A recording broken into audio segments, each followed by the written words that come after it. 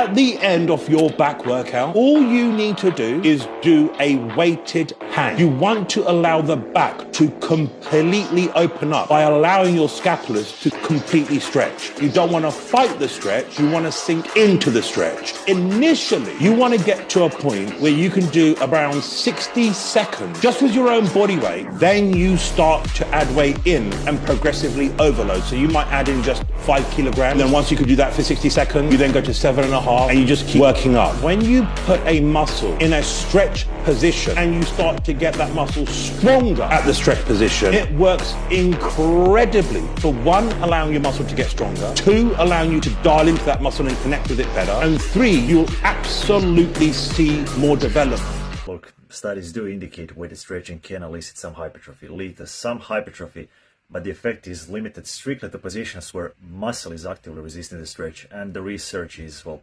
limited to say the least. So basically the muscle you're trying to target has to be placed at a mechanically disadvantageous position from which it is actively trying to get out through muscle contraction, and it also has to resist the external load. To put things into perspective, the muscle will show the greatest hypertrophy response to weighted stretching workouts because gastrocnemius and soleus are actively trying to resist dorsiflexion, trying to get you out of that stretch, and your body weight alone is enough of a resistance. With that being said, the subjects had to spend a ridiculous amount of time under a loaded stretch to elicit the same hypertrophy response as only 50 minutes of conventional resistance training. So how actually beneficial is a prolonged loaded stretching on hypertrophy?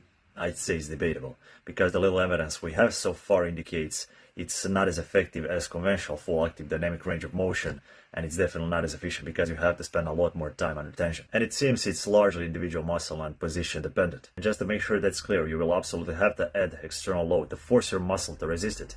Studies are clearly showing conventional stretching without any external resistance didn't lead to any measurable hypertrophy response. And unfortunately, another thing we still don't have are studies observing how weighted stretching done on top of conventional resistance training affects hypertrophy. In a case of back, in this specific case, well, we know for a fact that hangs have a pretty long list of benefits. There are studies behind it.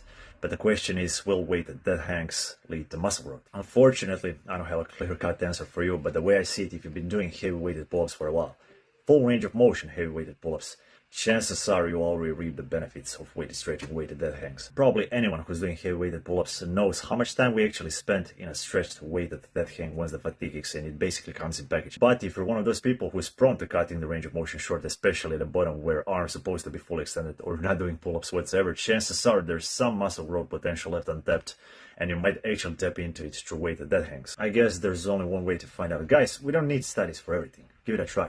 I'm sure you'll let us know in a couple of months' time.